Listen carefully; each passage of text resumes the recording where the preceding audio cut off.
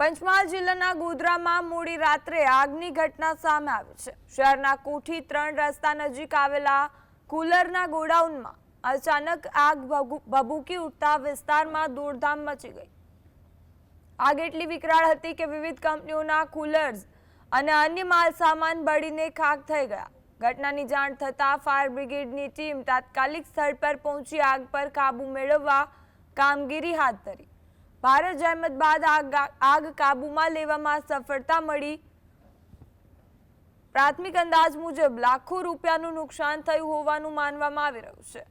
આગ લાગવાનું ચોક્કસ કારણ હજુ અકબંધ છે અને પોલીસે આગળની તપાસ શરૂ કરી છે। સર્કિટના કારણે અંદર આગ લાગી તો અમે અહીં બહારથી જતેલા પરસાદ થતેલા તો અમને જોયું તો અમે તરત જ અમારા મિત્ર છે જે મુકીમભાઈ એમને તરત ફોન કર્યું કે ભાઈ તમારા ગોડાઉનની અંદર આગ લાગી છે। તો એ તો બોલ્યા કે હું તો બહાર છું। પછી એમના વાલિદ સાહેબને ફોન કર્યું તો આજુબાજુથી એમના સગાવાળાને બધા આવી ગયા। ફાયરને ફોન કર્યું તો એ બી આવી ગયા છે અને પાણી છાંટી રહ્યા છે અને બહુ નુકસાન થયું છે, લાખો રૂપિયાનું નુકસાન અને કુલરને બધું બળી ગયું છે।